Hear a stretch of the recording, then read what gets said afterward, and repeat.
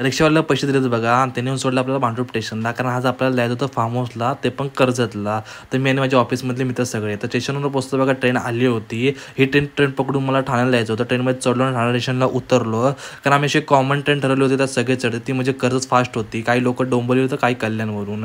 तर प्लॅटफॉर्म क्रमांक 5वर लागली होती कर्जत फास्ट. तर प्लॅटफॉर्म क्रमांक 5वर पोहोचतो तर फुल गर्दी झाली होती, सगळे पिकनिक जाणार होते त्यासाठी. तर पण ट्रेन पण आली आणि फायनली आम्ही बघा कर्जत स्टेशनला पोहोचलो. त्यानंतर बाहेर आलो तर एक हा बघा कल्याणवरून आला होता आणि हा डोंबिवलीवरून आला होता. तुम्ही कर्जत स्टेशनवर बाहेर पोहोचता तर तुम्हाला छत्रपती महाराजांची मूर्ती दिसेल.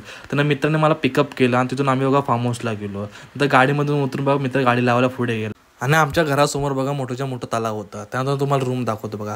तुम्ही रूम बघत असाल तर रूम फुल घाण झाली असेल. आम्ही फुल मेस केली होती बघा. अशा बेड होतं, म्हणजे पेट हाऊस टाईपसारखं होतं आणि दोघं जर बघा काम करायला लागले. त्यानंतर आम्ही गेलो पूलमध्ये हा कॉमन पूल होता आणि पूलमध्ये आज जर कोणी आलं नव्हतं त्यासाठी आम्ही पहिले धडाधड आंघोळ केल्या बघा.